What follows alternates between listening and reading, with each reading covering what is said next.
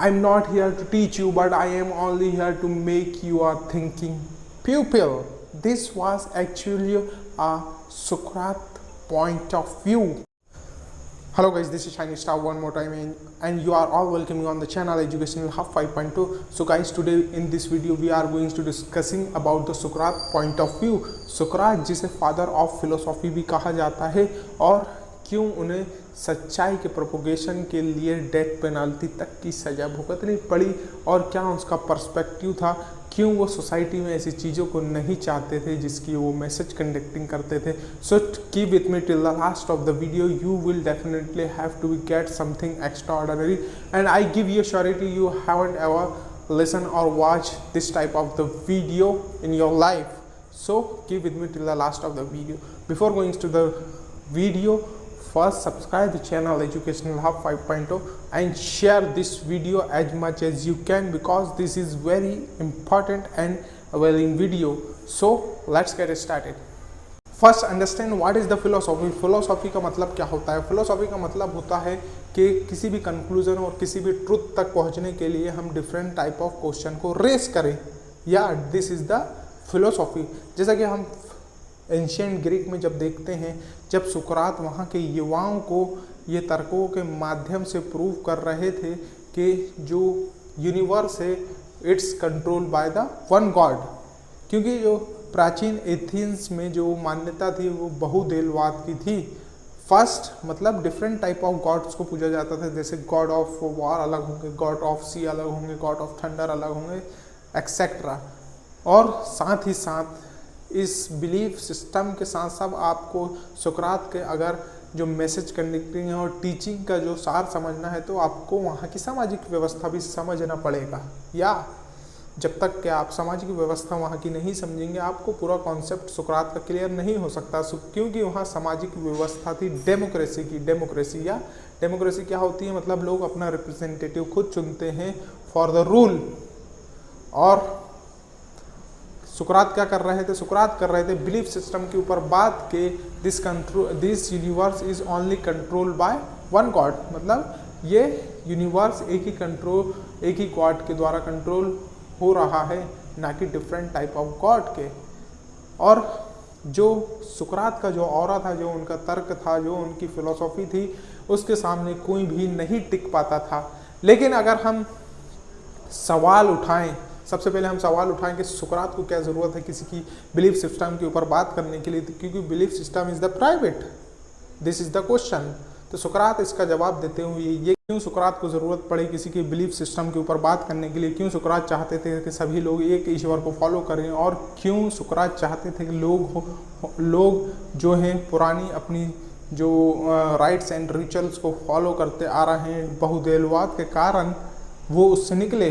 तो सुकरात का सिर्फ इतना सा आंसर था क्योंकि ये होगा थ्रेटन फॉर द सोसाइटी. और अगर हम सुकरात से पूछे गुरुजी ये क्यों the threat of the society होगा, तो सुकरात इसका एग्जाम्पल देते हुए ये कहते हैं कि कोई सोसाइटी में अगर 10 लोग हैं और 10 में से 6 लोग गॉड ऑफ सी को मानते हैं और 10 में से 3 लोग जो हैं गॉड ऑफ थंडर को मानते हैं, और जो इनके द्वारा रिप्रेजेंटेटिव चुने जाते हैं वो शेयर करते हैं इक्वल पावर. लेकिन जो मेजोरिटी में से अगर कोई पावर का ग्रीड वाला, पावर का लालची, और जो चाहता हो कि सारी पावर उसके कब्जे में हो और वो चाहता है पेडिस्टल पर बैठना सबसे ऊपर, तो वो बहुत ही आसानी से पेडिस्टल पर बैठ सकता है. कैसे? मेजोरिटी ऑफ द पीपल का ब्रेन वॉश करके. कैसे ब्रेन वॉश करेगा? क्योंकि हम हैं गॉड ऑफ सी के मानने वाले, और ये पर्टिकुलर पीपल हैं, ये 3 लोग हैं, ये है गॉड ऑफ थंडर के मानने वाले, और गॉड ऑफ सी हमेशा गॉड ऑफ थंडर से बड़े रहते हैं. और क्योंकि हम गॉड ऑफ सी के मानने वाले हैं तो हम भी इनसे ज़्यादा ऊपर हैं, तो हमें सोसाइटी में कुछ ज़्यादा प्रिवेल मिलना चाहिए जस्टिसफुल में, और सभी चीज़ में हमें रियायत मिलना चाहिए बजाय इन लोगों के. So it's create the discrimination in the society. ये लोग नीचे आएंगे और ये लोग ऊपर जाएंगे, और इन्हें खुश रखने के लिए जो हमारे ए हैं उन्हें कुछ डिस्क्रिमिनेटिव पॉलिसी खेलना पड़ेगा ताकि वो मेजॉरिटी ऑफ द पीपल को खुश रख सकें. So it's goings to be a threat for the society. क्योंकि ये सोसाइटी में एक्सक्लेशन को पैदा करेगा और सारे जो द्वार हैं डेवलपमेंट के और साइंटिफिक टेम्पर के और दुनिया की हर चीज़ में आगे बढ़ने के, वो सिर्फ इनके माध्यम से, इनके कारण क्लोज हो जाएंगे, सारी चीज़ क्लोज हो जाएगी, क्योंकि society will engage in the escalation. और जब सुकरात ने कहा, क्योंकि ये बेसलेस थिंग के कारण, जिसकी कोई बेस नहीं है, उसके कारण सोसाइटी इतने बड़े थ्रेट में आ जाएगी जिसकी कल्पना नहीं कर सकते। इसलिए जो सुकरात थे उनका पॉइंट ऑफ व्यू था कि सारे जो 10 लोग हैं वो एक गॉड के मानने वाले हों, ना कि डिफरेंट टाइप ऑफ गॉड के। This is the first answer.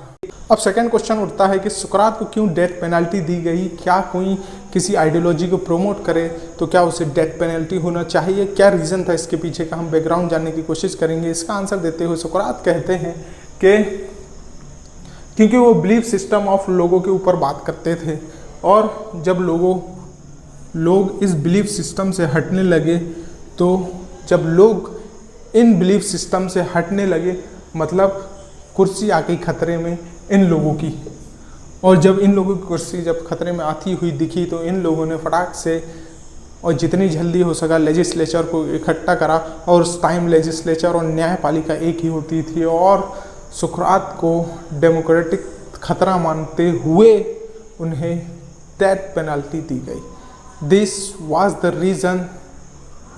Reason जिसके कारण सुकरात को डेथ पेनल्टी दी गई। क्या रीज़न था? क्योंकि वो थ्रेटन बन चुके थे कुछ होल्डर्स के लिए जो थ्रोन होल्डर्स हैं।